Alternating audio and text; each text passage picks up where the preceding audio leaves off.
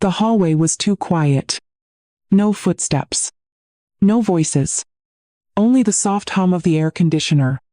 I held my teacup with both hands, trying to warm my fingers. The tea had already gone cold. I walked past the living room, past the stairs, until I reached the wall. The wall where our memories used to live. There were no more photographs. No wedding day. No Arthur in his navy blue suit. No baby curls of our firstborn. No birthday candles or Thanksgiving laughter. Just empty nails. And clean white paint. My name was nowhere. Neither was my face. They didn't even leave the frame from our 50th anniversary. Not one. I stood there. Longer than I should have. My feet sinking into the rug Arthur had chosen. The silence pressed against my chest. It wasn't the kind that soothes. It was the kind that tells you something is gone. And it's not coming back. I ran my fingers along the wall, where our youngest's graduation photo used to be. There was still a faint outline. In the paint. Like a ghost that hadn't yet learned it was dead. They didn't say a word to me. No explanations. No apologies. Just new curtains. New paint. New decisions. I thought they moved in to help. But it feels more like I'm the one. Moving out. Quietly. Invisibly. Piece by piece. The worst part? No one shouted. No one slammed doors. They simply erased me. Like dust on a shelf. And when I turned to speak, to ask where everything had gone, Stephen was in the kitchen, talking to his wife, about new lighting fixtures. As if I were a shadow passing by. I went upstairs, opened the old iron cabinet, pulled out the deed. My name was still there. Beatrice Morrison, owner since 1985. I traced it with my finger. My hands were shaking. Not from age, but from the quiet violence of erasure. That night, I didn't cry. I just sat at my desk, lit the small lamp Arthur gave me, and placed the deed right in the center. If they could remove me from the walls, I would write my name into something they couldn't repaint, something no one could take away. My story was not a decoration. It was the foundation. And I wasn't going anywhere. Not yet. Would you stay quiet if your legacy was being wiped clean? The mornings in Savannah held a softness I couldn't quite name. It wasn't the same without Arthur. But some rituals, they keep going, even when hearts stop. I still boiled water at 7 sharp, watching the kettle hiss on the old stove. He once insisted on fixing himself. The chipped teacup waited on the crocheted coaster our daughter made in 8th grade. Green yarn, a little lopsided, but perfect in its own way. I used to hum while the tea steeped. Not anymore. Now, even music feels like a memory. I'm afraid to disturb. The house creaked the same way it always had. The floorboards by the pantry still groaned under my right heel, the same way they did when Stephen was small and came running for cookies. He thought I didn't see him steal. Sometimes I smile at that memory, but even the smile feels borrowed. Those memories don't come with music or fanfare.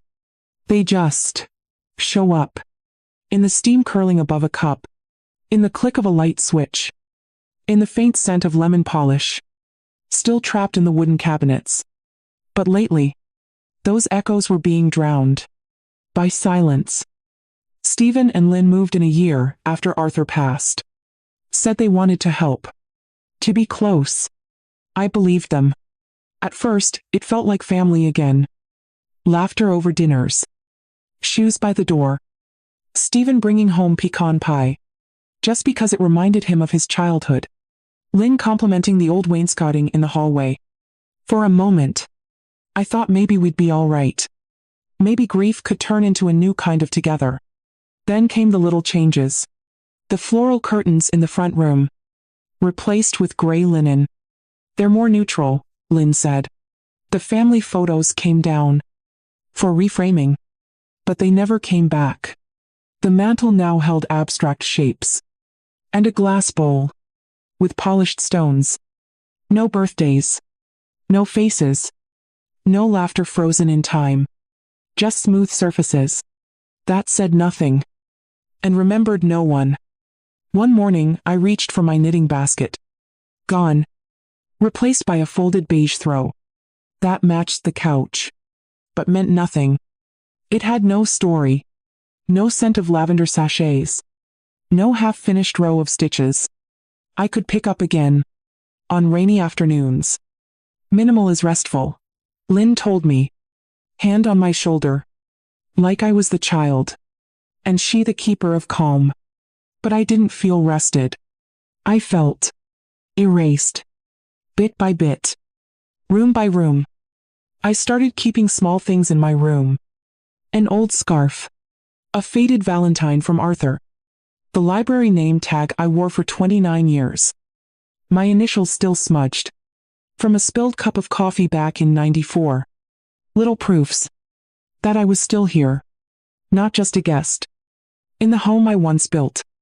With love. Dust. And Arthur's calloused hands. It wasn't just the objects they removed. It was the rhythm. My rhythm. The way I used to set the table. Napkins folded in triangles. Cutlery placed with care. Arthur always teased me. That I ran the house like a library. Everything catalogued. Everything with meaning. Now the table was always preset. With square plates. And those matte black utensils. That looked like museum pieces. They made the food look cold. Even when it wasn't. One evening, I tried to place my mother's candlesticks out for dinner. The ones from her wedding in 1939. Heavy brass. A little crooked. Lynn smiled and replaced them. With glass votives from a lifestyle magazine. She said, "These feel lighter." Yes, they did. Lighter than memory. Lighter than history. So light, in fact. They meant nothing at all. That night, I found the candlesticks. Under the sink. Next to the dish soap. No dust cloth. No note. Just. Banished. Arthur and I had chosen this home. Because of the creaky floors. The ivy-covered brick. The way the morning sun painted lines. Through the banister. We built this life slow. Like hand-stitching a quilt. Every inch mattered. Now it felt like they were unpicking it. One thread at a time. I mentioned this to Stephen. He didn't meet my eyes. He just said, "Mom, it's just a house." I looked at him. And didn't recognize the boy. Who once cried. When I sewed his teddy bear's arm back on. He used to believe. Things could be fixed. Now he only replaced them. Even me. Some nights I walked the hallway. Just to hear the floor creak. Just to remind myself. That I had weight. That something in this house. Still responded to my presence. I kept the door to Arthur's study closed. They called it the spare room now. But when I passed it, I still heard him mutter. Under his breath. Scratching crossword clues in pencil. They painted over the marks on the doorframe. Where we used to measure the kids' height. Years and inches gone. Under 2 coats of fog gray. Lynn said the space felt cleaner now. But I don't think she meant tidy. I think she meant empty. And they called it help. I used to believe memory lived in people. Now I know. Sometimes it only survives in the things they choose to leave untouched. But nothing was untouched anymore. Not the embroidered pillowcases. With Arthur's initials. Not the bookshelf with its crooked alphabet. Not even the smell of cinnamon. That used to linger in the kitchen on Sundays. The cinnamon was gone, too. Replaced by vanilla plugins. And the sharp sting of lemon-scented floor wipes. Everything now smelled temporary. Stephen told me one afternoon. We're thinking of redoing the upstairs bathroom. You know, make it more accessible for you. I smiled. Nodded. But inside, something folded shut. The old blue-tiled bathroom was where I once bathed both my children, where I dyed my hair before Arthur's retirement party, where I cried quietly the night I found a lump in my chest, and said nothing until morning. Accessible, yes. But to what? Not to memory. Not to love. They were redesigning the past into something more convenient. I tried to speak up once. Mentioned that perhaps we could keep one photo wall. Just one. Stephen looked tired. Lynn said gently, Mama B, maybe it's time to let go of the past. But I hadn't asked them to let go of anything. I only asked to stay. Just one wall. One chair. One afternoon. Where my name wasn't missing from the story. One evening, I sat alone in the back porch. The ivy had crept back across the brick. It made me smile. Nature has a way of returning, even when painted over. A breeze passed, carrying with it the faintest scent of old paper and pine. From somewhere deep in the house, a drawer slid shut, and I realized they were not just clearing space. They were rewriting it.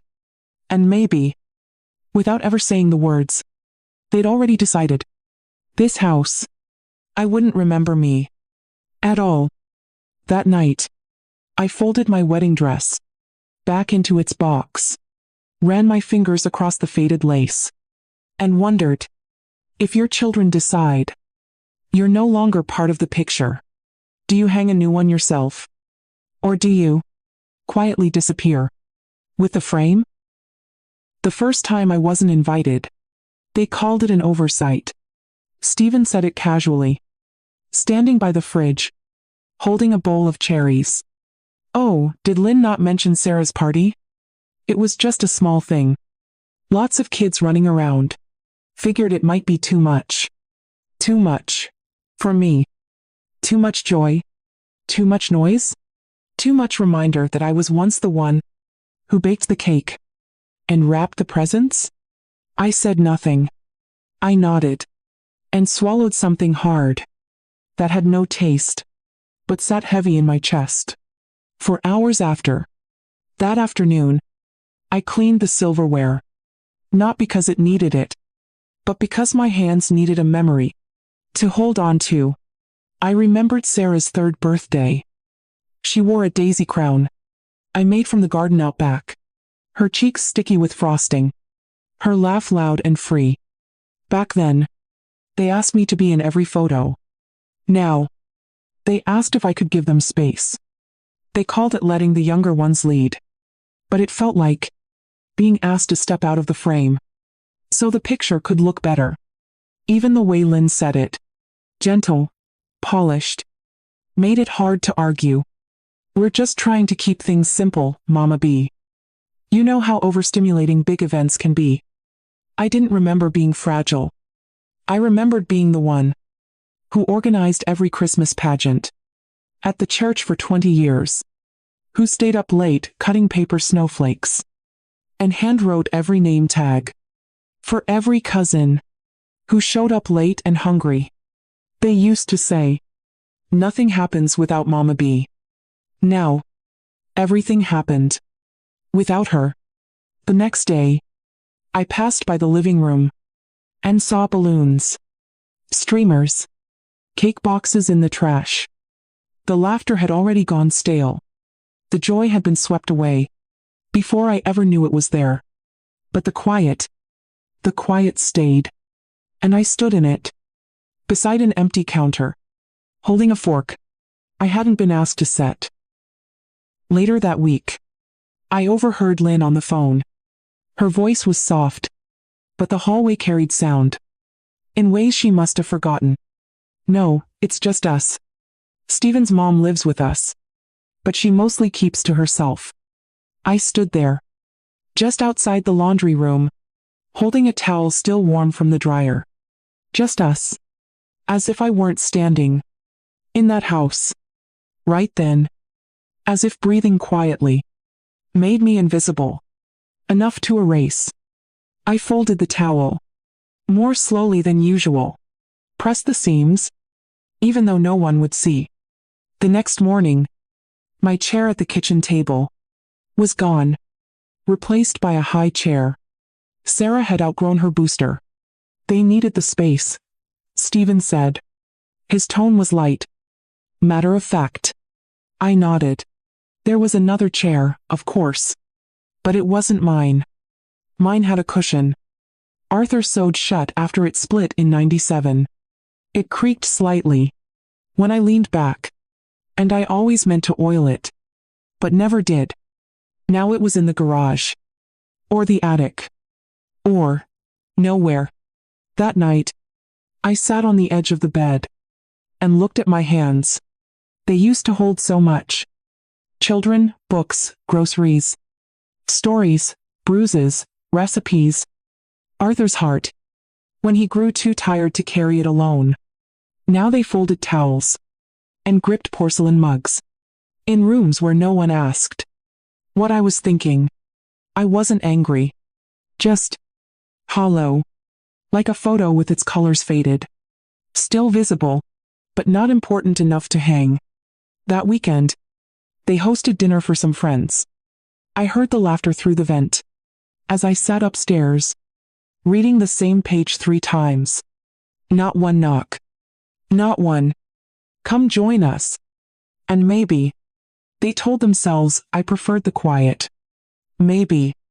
They called it kindness. But it didn't feel like kindness. It felt like being wrapped in bubble wrap and silence. Safe. Contained. Put away. I thought of the photo albums I used to keep on the bottom shelf. How they'd all been boxed. How no one asked where I'd stored them, or if I still opened them. On lonely afternoons. To remember what it felt like to be in the center of the frame. Now I stood in doorways, just long enough to hear the parts of my life that no longer needed my presence. And then I stepped back, quietly. Always quietly. Sunday came, and with it, the usual sound of eggs on the skillet, and Lynn's voice floating up the stairs. I stayed in my room a little longer than usual, not out of protest, but because I wanted to see if they would notice. They didn't. By the time I came down, the plates were cleared. Only crumbs remained, and laughter that had already cooled. Stephen smiled. Morning, Mom. There's coffee in the pot. Just coffee. No toast. No. We missed you. No one asked if I had slept well. Or at all. I poured the coffee anyway. Drank it standing up. The kitchen was full. But I had never felt more misplaced.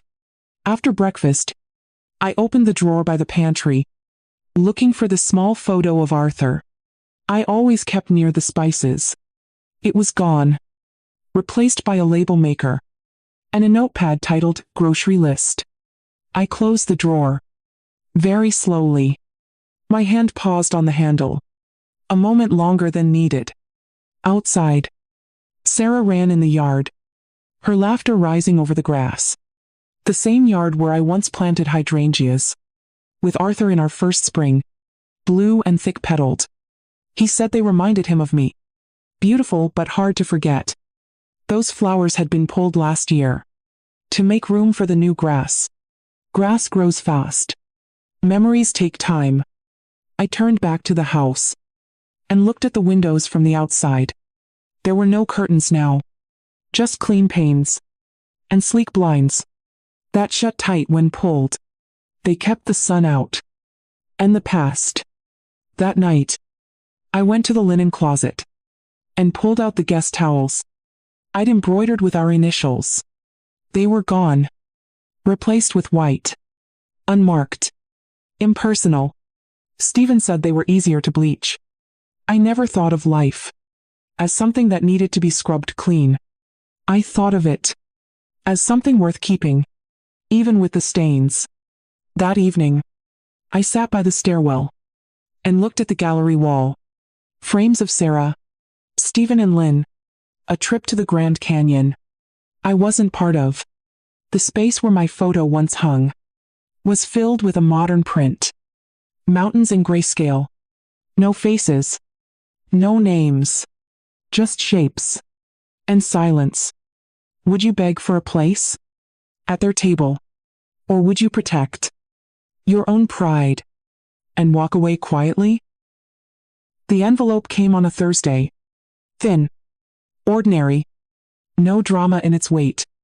It sat by the fruit bowl for hours. Before I picked it up, I almost ignored it. Almost. Return address. County Tax Assessor's Office. I didn't expect much. Maybe a routine update. A notice about millage rates.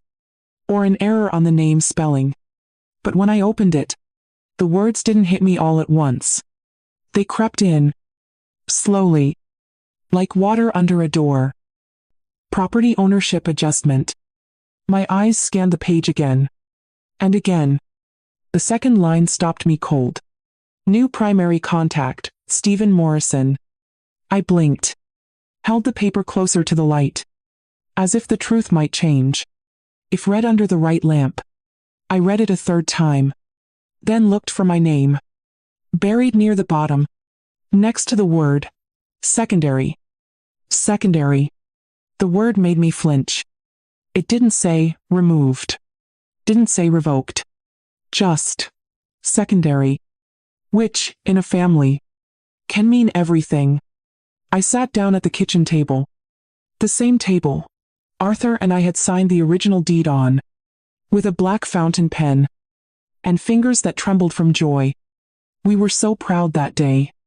Young. Hopeful. Owners of something we built with our own hands. And Sunday afternoons. Arthur wore his pressed shirt. I wore my best brooch. We signed in silence. But we were smiling. Now. I was an afterthought. A shadow on a paper. No one thought I'd read. I read further. Authorization for electronic decision-making has been granted to primary contact. Electronic. Like it was a password. A checkbox. Not a life. Not the creak of every stair I scrubbed. Not the potlucks, the painting. The years of mortgage paid down. From my library wages. And Arthur's weekend shifts. I folded the letter. With more care than it deserved. And I stared at it. For a long time. I didn't go upstairs. I didn't call anyone. I just sat there. While the house buzzed with late afternoon noise. Sarah singing off-key upstairs. Lynn vacuuming the living room. A podcast playing from the kitchen speaker. About decluttering your legacy. And none of them knew that a shift had occurred. Not loud. Not violent. But permanent. I thought of the old safe. In the upstairs closet. The one with our wedding certificate. Arthur's military papers. And the original deed. With both our names in ink. Ink. Real ink. The kind that stains. The kind that means something. I hadn't touched that safe in years. Now I wondered if anyone else had. The house still looked the same. Brick walls, creaky stairs. The sound of wind in the eaves. But something had shifted. Something foundational. I placed the letter back in its envelope. Tucked it into my cardigan pocket. And poured myself a glass of water. The glass trembled slightly in my hand. Not from age. But from something else. Something cold. Something I didn't yet have words for. Yet I knew its name. It was betrayal. That evening, I waited until the dishes were done. Until Sarah had gone to bed.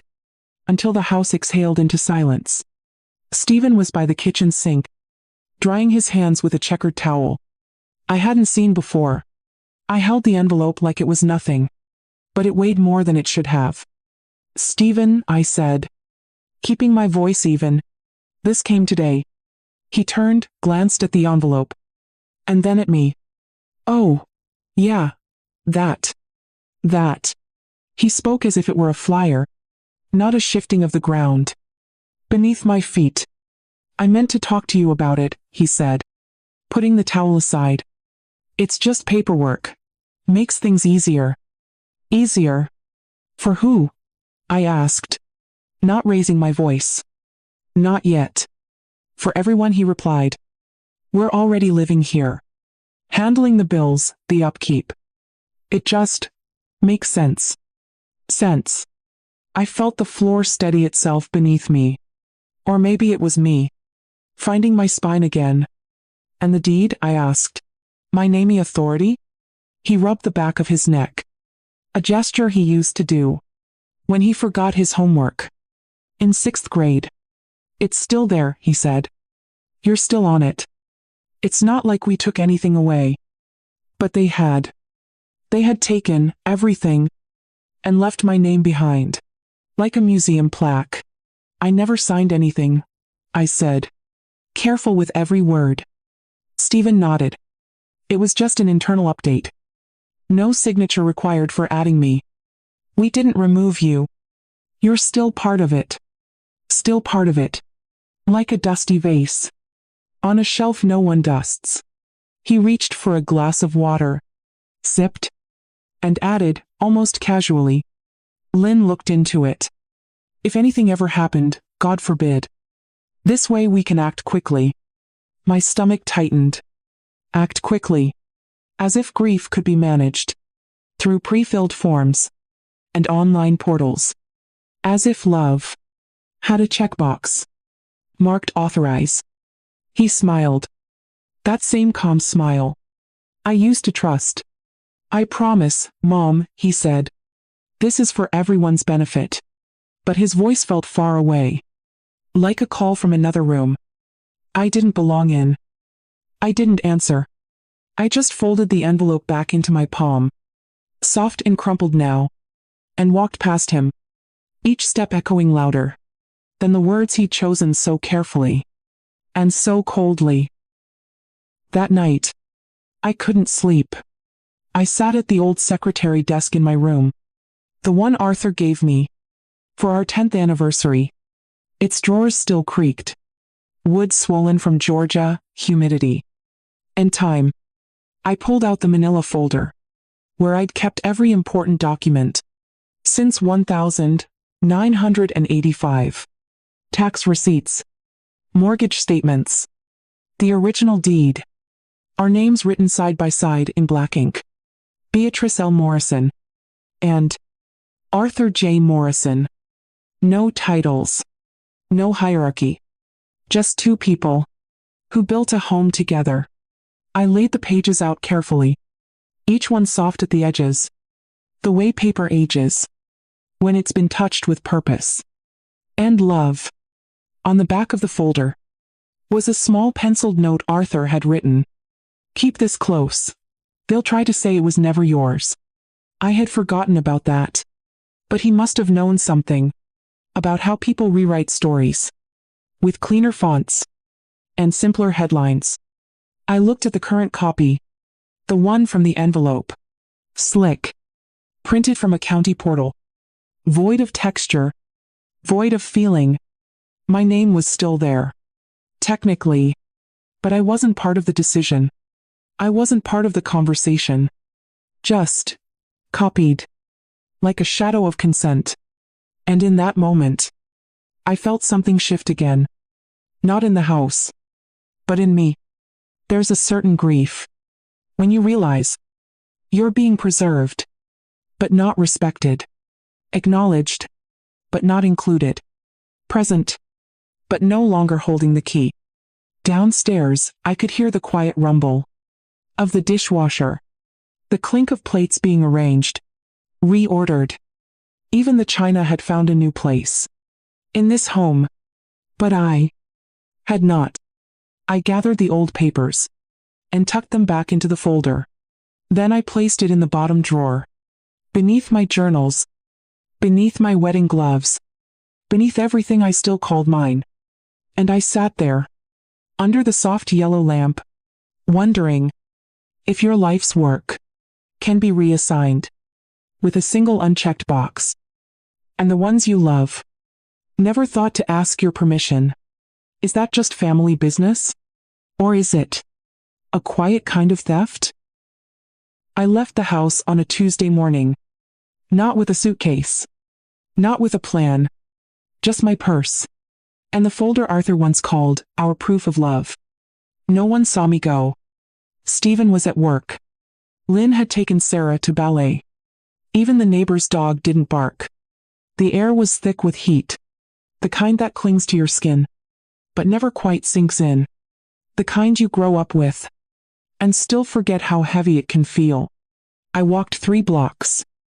Before realizing I didn't know where I was headed. I sat on a bench outside the post office. The old wooden one with initials carved in it. Some of them mine. The wood was splintered now. The names had faded. Everything fades eventually. I watched people come and go. Packages carried. Mail dropped. A woman with her grandson, hand in hand, laughing about a sticker on the boy's nose. And I felt like a ghost. Not dead, but untethered. Somewhere between memory and absence. I reached into my bag and pulled out the folder. My hands were steadier than they should have been. I read the deed again, line by line, as if understanding it more deeply could make it feel more mine. But paper can't hold you when you're not held in anyone's plans. When I returned hours later, no one had noticed. No one asked where I had gone. No missed calls. No note on the counter. Just dinner on the stove. A meal I didn't cook. A table I didn't set. 3 plates. And none of them mine.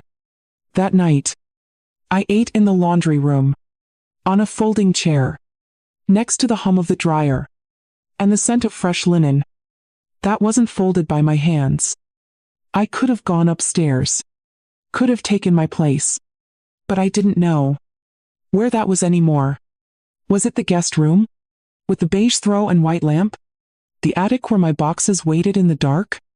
The stairwell where family photos used to whisper my name? I wrapped the cardigan tighter around my shoulders. It still smelled like Arthur. Or maybe I just needed it to. The house was warm, but I felt cold. Not chilled. Not unwell. Just unbelonged. And in that silence, I realized something I hadn't wanted to say aloud. They were not pushing me out. They already had. They just did it. So gently that I mistook it for care. That night, I couldn't sleep. The ceiling fan spun slowly above me, casting soft shadows across the room. They now called mine. But it wasn't mine. Not really. The lamp on the nightstand was too bright. The sheets too crisp. The framed art above the bed, a watercolor of some coastal town, meant nothing to me. No bookshelf. No clock ticking. No stack of Arthur's old detective novels on the nightstand. Just silence. And beige. I turned onto my side. Then onto my back. Then curled into the shape of a woman, trying to disappear. Into softness that did not remember her body. The window was open a crack. Crickets sang in the dark. I listened for comfort. But all I heard was the long, slow ache of being unneeded. I thought of Doris, my oldest friend, now in assisted living in Macon. Last winter, she told me on the phone, "They don't ask me anything anymore, B. They just pat my hand and walk away." At the time, I told her that wasn't me. That Stephen was kind. That Lynn was helpful. That I still made tea each morning and folded laundry with lavender sachets tucked inside. I lied. Or maybe I just didn't know yet. I sat up, pulled the photo from the drawer. Arthur, holding Sarah when she was a baby. He looked so sure. So present. Like he believed time couldn't undo what he'd built. But it does. It undoes. Quietly. Without permission. And suddenly, you're no longer consulted. No longer considered. Just listed. Just accommodated. I looked around the room and tried to name something that belonged to me. Really belonged. Not tolerated. Not temporarily stored. Nothing came. The floor was too clean. The walls too blank. The mirror didn't know my face. I lowered my head into my hands and let out a breath that had been waiting for months. Not a cry, not a sob, just breath, empty and heavy. I wanted to go home, but I was already there. Wasn't I? That was the cruelest part. I was still in the house Arthur and I built. Still sleeping beneath its roof. Still pouring tea from the same kettle. And yet, home was gone. Not sold. Not burned. Not stolen. Just quietly. Unwoven. Thread. By. Thread. And I thought, when everything you've known is still standing, but none of it remembers. Do you still exist? Or have you become a ghost in your own life? I woke up before the house did. It wasn't the creak of the floors or the birds outside the window. It was something inside me. A hum, soft and low, but undeniable. For the first time in weeks, I didn't wait to hear footsteps overhead. I didn't wait for the kettle to whistle, or for someone to ask if I wanted toast. I got dressed in silence, buttoning my cardigan over the nightgown I refused to stop wearing. It was faded, frayed at the cuffs, but it was mine, and I needed to feel what mine still meant. I stepped outside before sunrise. The air was cool, carrying that early morning scent. Wet earth, dew, and something older that reminded me of my mother's garden. For a moment, I just stood there, on the porch steps, in Arthur's slippers. They were too big, worn thin at the toes, but I liked how they dragged slightly when I walked. Like he was still here, just a few inches behind me. The sky was still dark, but soft light gathered at the edges. The kind of blue that comes just before something begins. I walked down to the edge of the yard, where the hydrangeas used to bloom. Only grass now. And mulch. I knelt. Not to grieve. Not to plant. Just to touch the earth. With a hand that still remembered how. The soil was damp from last night's rain. It clung to my fingers, cool and stubborn. I let it. For the first time in a long while, I didn't feel erased. Not useful. Not important. But real. I closed my eyes and let the wind move across my cheeks. It carried the faintest smell. Old paper. Maybe cinnamon. Maybe memory. It didn't matter. What mattered was the knowing. I was still here. And there were things they hadn't taken from me. Not because they chose not to, but because they didn't know where to look. They didn't know how much strength lives in a woman who has already lost everything and still rises early. That afternoon, I called Doris. We hadn't spoken in months. Her voice came through the line, thin and full of static.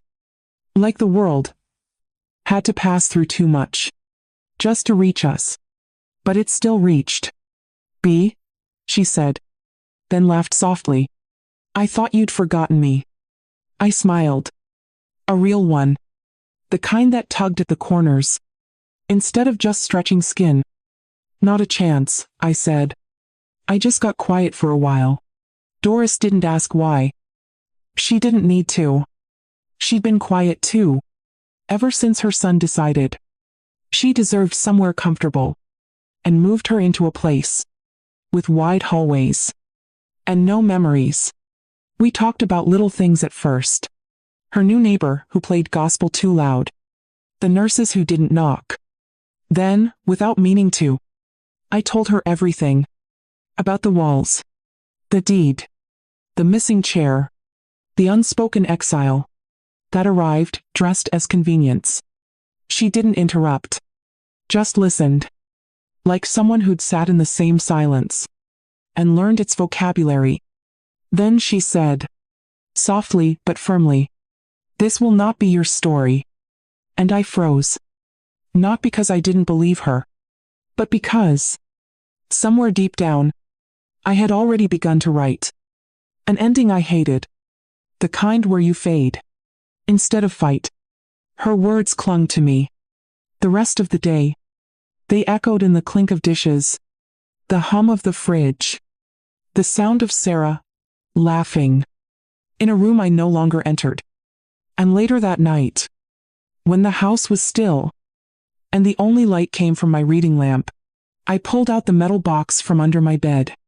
It held old receipts, letters, an emergency flashlight that hadn't worked in years. And beneath them all, the original deed. The real one. Not a PDF. Not a summary. The one with Arthur's signature, written in his favorite blue ink. The tail of his M still proud and dramatic. My name next to his. Looped and deliberate. I ran my fingers across the page. And I remembered the day we signed it. The clerk at the courthouse. Arthur whispering, "We'll grow old inside these walls." And now, someone else was choosing how I lived in them. Not out of malice. Not out of cruelty. But out of convenience. And I knew, in a quiet, heavy way, this would not be how my name disappeared. Not while I still had paper. And proof. And pulse. Not while I could still remember where every key used to hang. The next morning, I took the deed and slipped it into a cloth envelope. Not the plastic kind, but fabric, with a button and string, like something meant to last. I placed it at the bottom of my purse, beneath a book of poems, and a tin of mints Arthur used to carry in his pocket. And then I walked. Not far. Just enough. The library sat at the edge of town, tucked between a bakery and a hardware store. New windows. Same creaky steps. I hadn't been back since they renamed the building, after someone who'd never catalogued a single dusty book, with calloused hands and tired eyes. But still, the air inside smelled like old paper, and that was enough to make me feel known. Mara was still there. She used to shelve fiction, while I handled history. Now she ran the front desk. She looked up, startled, then smiled. "You look like a woman who came for something real." I smiled back and placed the envelope gently on the counter. "I need copies," I said. "Certified. Clear. As many as you can do." She nodded. Didn't ask why. She didn't need to. It took an hour.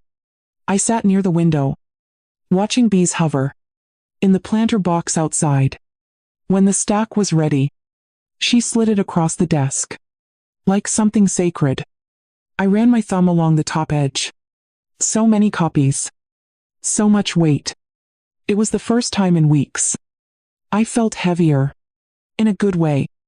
Walking back, I stopped by the lawyer's office. The same one Arthur had used when we rewrote our wills. Mr. Whitmore had passed, but the brass nameplate still gleamed beside the door. His daughter ran the office now. Kind eyes. Firm handshake. When she asked how she could help, I slid one copy across her desk. "File this," I said. "I need it on record." "Of course," she said. No questions. Only action. And as I walked home, the sky was opening. Wide. Blue. Unapologetic. For the first time, I didn't enter through the side door. I walked up the front steps. Turned the knob. Like someone who belonged there. Because I did. Even if no one remembered it. But me. Even if memory had to be printed, filed, and notarized. I was no longer waiting for someone to invite me back into the life I built. I had let myself in. Some things don't need to be loud to be powerful. Have you ever taken a quiet stand for your place in the world? We invite you to share your story below. You are not alone. I didn't tell anyone what I had done. Not Stephen. Not Lynn. Not even Doris. Silence. I'd come to learn. Could be sharper than accusation. And quieter than resentment. It wasn't secrecy. It was sovereignty. The copies of the deed were tucked beneath the winter sweaters, in the cedar chest at the foot of my bed. Another copy went into the back of the kitchen drawer, behind the mismatched cutlery, and the can opener no one used anymore. One stayed in my purse, creased slightly now at the corner. But I liked that. It made it feel lived in. Proof doesn't need to be pristine. It only needs to exist. Each morning, I carried that quiet weight with me, like a spine under my skin. They thought I had returned. To routine. To breakfast on the porch. To folding laundry. To humming under my breath. When the radio played Glenn Miller. But I hadn't returned. I'd recalibrated. And while they reorganized shelves and reimagined walls, I was building something no one could hang up or paint over. I went through the house, room by room, not to reclaim, not to fight, just to remember. I wrote down what was mine, not by purchase, but by presence. The floorboard Arthur replaced after Stephen dropped a hammer at age 10. The window latch that only I knew how to unstick in spring. The back gate that creaked in a rhythm that matched my morning steps. Memory, mapped quietly, page by page, like a ledger of a life no one else thought to tally. One morning, I stood outside the garage and stared at the row of paint cans they'd used to cover the past. Fog gray, winter linen, morning mist, all so clean, all so bloodless. I didn't feel angry. Not anymore. I felt ready. And that's a different kind of power. One that doesn't announce itself. One that doesn't ask for permission. Inside, Sarah was watching cartoons. Her laughter bubbled up from the living room floor. I paused at the doorway, then stepped away. I had other things to do, and none of them required being seen. On Thursday, I called Ms. Whitmore again. Her voice was brisk, but not unkind. "I've prepared the forms you requested," she said. "I left space for any special clauses you'd like to include." I walked to her office that afternoon. Paperwork in my bag, and something steadier in my chest. She greeted me with tea. Loose leaf. Not bagged. She poured it into china cups, with small gold rims. The kind that remembered how to hold something gently. As we reviewed the documents, I caught my own reflection in the glass-framed certificate behind her desk. I didn't look powerful. Didn't look dangerous. Just sure. She adjusted her glasses. "Would you like to include a stipulation about heritage preservation?"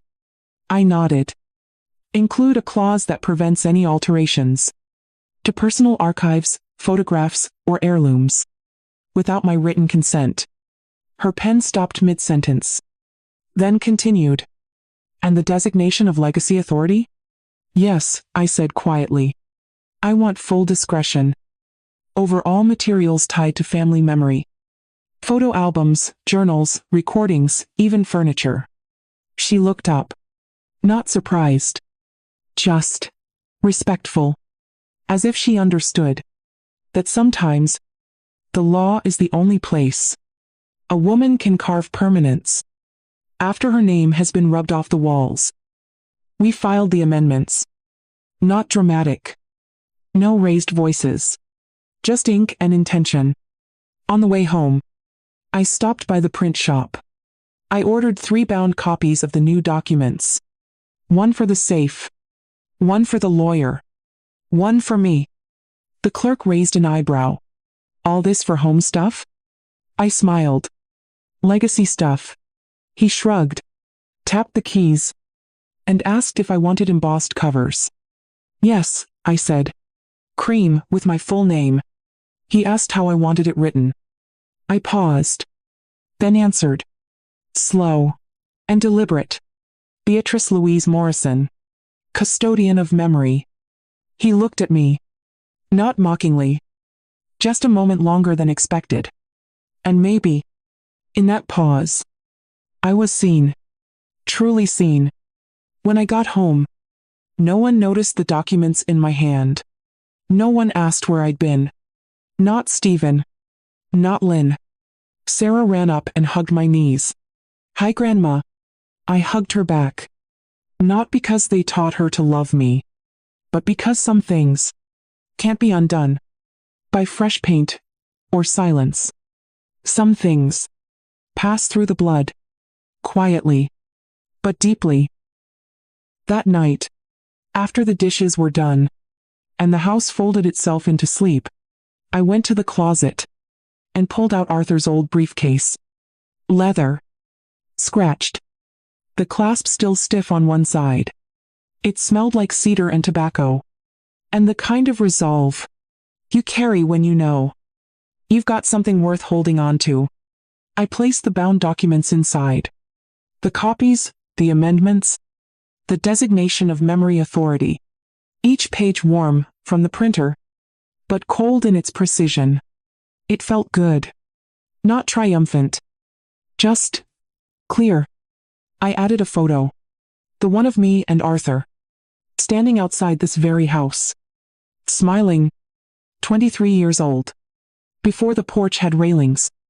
And before Sarah's swing ever hung from the oak. That photo had no price. But it had weight. And history. In the morning, I would bring the briefcase to the bank. I'd request a new safety deposit box. Under my name only. Just mine. Not out of spite, but out of necessity. Because there's a difference between inheritance and erasure. And I had no intention of becoming a footnote in my own life. I walked through the house slowly, room by room. Not to judge, not to resent, but to remember. Where we hung the first curtain. Where Sarah scraped her knee. Where Arthur fell asleep reading, with the light still on. And I whispered, to each of those spaces, I still see you. I still know you. Even if no one else does. When I passed the gallery wall, the one now filled with polished portraits and glossy vacations I had not been part of, I didn't look away this time. I didn't flinch. I simply paused, then walked to the hall closet. Inside was a small frame they hadn't bothered to remove. A sepia photo of my grandmother. In front of her sewing table. I took it out, dusted it, and placed it on the console. In the front entryway. Just one frame. But it was enough. It said, we were here, and we mattered. And as I turned off the light, I asked myself, when silence is your greatest weapon, will they ever see it coming? The meeting was scheduled for a Tuesday afternoon. No birthdays. No holidays. Just another day. With nothing to warn them. I had asked for a sit-down. Polite. Simple. Nothing formal, I'd said. Just a family update. Stephen agreed. Lynn offered to bring cookies.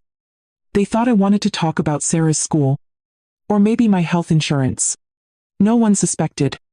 I wore my navy dress. The one with the pearl buttons. And the hem Arthur once restitched. When it caught on the front gate. It smelled faintly of lavender. And starch. I'd pressed it that morning. With hands that knew what it meant to present yourself. Not for approval. But for certainty. Mr. Whitmore's office hadn't changed much. Wood-paneled walls. Old clock ticking faintly. Certificates framed in muted gold. The kind of place where people speak softly. Because consequences echo. They arrived together. Stephen holding a manila folder. Lynn with her usual soft smile. Mama B, she said. Touching my arm. I hope this isn't anything too serious. No, I said. Taking my seat. Nothing serious at all. The lawyer's daughter Margaret now. Cleared her throat. Professional. Calm. I'd like to begin by confirming the agenda, she said. This meeting concerns the legal structuring of the Morrison property, its custodial stewardship, and designation of archival authority. Stephen blinked. Lynn's smile faltered slightly. I thought this was about refinancing, Stephen said. Margaret didn't flinch. Not today. She pulled out a folder, opened it, slid 2 documents across the table. One to Stephen. One to me. This is a revised deed, submitted and filed with the county office. On your mother's behalf, reflecting sole custodial authority over the legacy contents of the estate, including photographic records, heirlooms, and legal history. Stephen's brow furrowed. What does that mean? It means, Margaret said gently, that all decisions involving family memory, names on historical documents, and presentation of household legacy now legally require Mrs. Morrison's explicit written consent. Silence. The kind that shifts the temperature in the room. The kind that makes time slow down. Just enough to feel what isn't being said. Lynn opened her mouth, then closed it again. Stephen leaned back. The chair creaked louder than expected. I didn't say a word. I didn't need to. Stephen adjusted his collar. Twice. That old nervous habit. He'd never quite outgrown. I don't understand, he said. His voice still measured, but thinner than usual. Lynn leaned in. Of course, we respect your role, Mama B. We've always valued your voice. Margaret cleared her throat gently. If I may clarify, she said. This is not about emotional inclusion. It's about custodial authority. Legal custodial authority. Her tone wasn't sharp. Just final. Stephen looked at me, eyes searching. Why didn't you say anything? I met his gaze. Held it. I did, I said. You just didn't hear it. He opened his mouth, then paused, maybe realizing how long it had been since he asked me anything. That wasn't logistical. Lynn reached for her coffee. Didn't drink it. Margaret continued. This also reaffirms original ownership records, as filed in 1985, prior to any digital consolidations. This version is now primary, for all inheritance-related references. A pause. Stephen blinked. You're saying she outranks us? No, Margaret said. She isn't outranking you. She's reclaiming what was always hers. That line landed. Not loudly, but with weight. Lynn spoke softly. So, what happens now?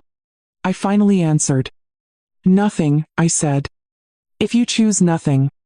But if you decide to repaint again, or move boxes marked with my name, or digitize albums without asking, you'll need a pen. And my signature. No one moved. Outside the window, a tree branch tapped against the glass. Even the wind seemed to hesitate. Stephen looked down at the document in front of him. He didn't push it away. But he didn't pick it up, either. For a long moment, we all sat in the same silence we had been living in for months. But this time, they could hear it too. Not absence. Not grief. Authority. Not loud. Not angry. Not bitter. Just present. Present. In the form of a woman. In her late 70s. Wearing her best navy dress. And a look that said, I know who I am. And I know what's mine. The final page turned. Margaret gathered the folders. Her hands practiced. Steady. Unless there are objections, she said, I'll proceed with county confirmation. By end of day. No one spoke. Stephen was still staring at the line where my name stood alone, under custodian of family records. Lynn reached for his hand, but didn't quite take it. I watched them both. These two people, who had convinced themselves they were doing the right thing. By erasing gently. By replacing quietly. They hadn't meant to wound. They just thought I wouldn't notice. But I had. I'd noticed. Every missing photo. Every removed chair. Every time they said we. And it didn't include me. Margaret slid a final copy across the table. "This one's yours, Mrs. Morrison," she said. I placed my hand on the folder. My name in embossed gold. Beatrice Louise Morrison. No prefix. No suffix. No fading. I stood. Not quickly, but without hesitation. "Thank you," I said. To Margaret. Then I looked at Stephen. At Lynn. "I won't stop you from building your own memories," I said quietly. "But you don't get to rewrite mine." Long pause. Stephen opened his mouth. Then closed it. Again. Lynn's eyes glistened. Whether from guilt or surprise.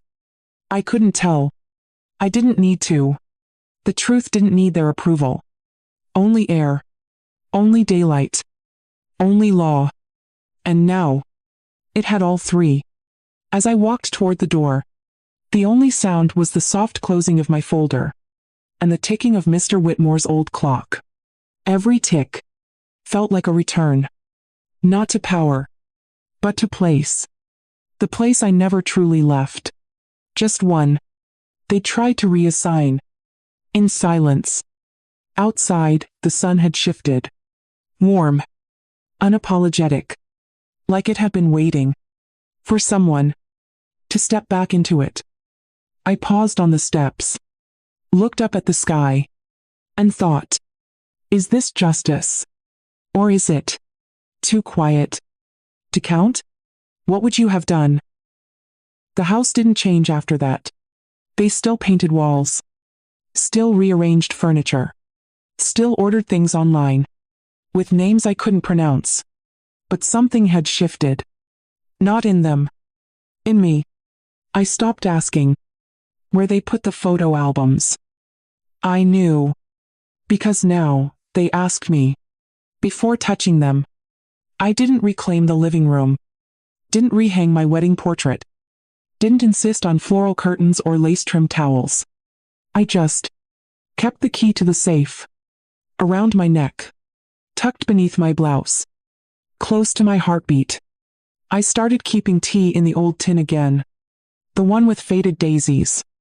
And a dent in the lid. Arthur had given it to me. On our first anniversary. Filled with Earl Grey.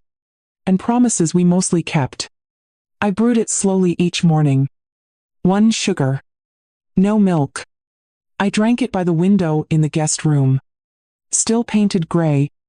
Still too quiet. But now with a small table. And a potted fern. I chose. The fern mattered. Because it was mine. Because no one else watered it. Every leaf felt like a sentence I hadn't been able to say. Until now. One afternoon, Sarah came in while I was dusting books. She pointed to a photograph on the shelf. Me, standing beside Arthur in front of the courthouse. "Was that you, Grandma?" I nodded. "That was the day we bought this house." She blinked. "You look so happy." I was. "Were you nervous?" I smiled. "No. Because I knew. We were building something. Meant to last." She ran her finger gently over the frame. Then looked up. "Can I take this to school? We're doing a project on women in our family." Something caught in my chest. Small, soft, and full. I nodded. "Yes, darling. But bring it back." She promised. And I believed her. That night, as the house settled into sleep, I walked through the hallway and placed a single photograph back on the gallery wall. Just one. Not to reclaim space, but to offer memory. To say, you don't have to remember me the way I was. But you don't get to forget that I was here. And always will be. Spring arrived. Without announcement. Just a few shy blossoms. On the dogwood tree by the fence. The scent of fresh soil. After the first evening rain, I spent more time outside. Not to escape the house, but to breathe in what had never tried to control me. I began keeping a small notebook on the porch table, not for grocery lists or appointments, but for names. Names of women I'd nearly forgotten. My mother, my grandmother, the neighbor who helped me sew my first dress, the librarian who told me my words mattered. I wrote them down slowly, like planting seeds. Each one, its own kind of root. Sarah came out one morning and sat beside me. She didn't say anything at first, just traced the edge of the notebook with one small finger. "Can I be in here too?" she asked. I looked at her, my heart both breaking and healing in the same breath. "Not yet," I said. "But one day, when you've lived something you want remembered." She smiled. "I think I already have." And maybe she had. Because memory isn't about age. It's about meaning. And meaning grows where we choose to water it. Later that week, Margaret mailed me a sealed copy of the final documentation. I didn't frame it, didn't put it on the fridge. I placed it quietly in the cedar chest, beneath the deeds, beside the photograph of Arthur holding a garden spade and smiling like he knew I'd outlive them all and still keep things blooming. Some days, I still feel the ache, the empty chair, the space I no longer fill at the table, the conversations that drift past me like radio static, but they no longer define me. I'm not the background. I'm the foundation. Not the forgotten page, but the signature in blue ink that still refuses to fade. The sunlight, this morning, fell through the window in long golden stripes. I brewed tea, wore my cardigan, sat in the light, and smiled. Not because everything was fixed, but because some things were finally true. The past may not always be protected, but it can be reclaimed. With grace, with quiet hands, and with a voice that doesn't ask for permission to be heard. What does legacy mean to you? When no one else remembers the stories but you? We invite you to share your own. Below. Your story matters. And you are not alone. Subscribe to Kamar FM, where every story is a second chance.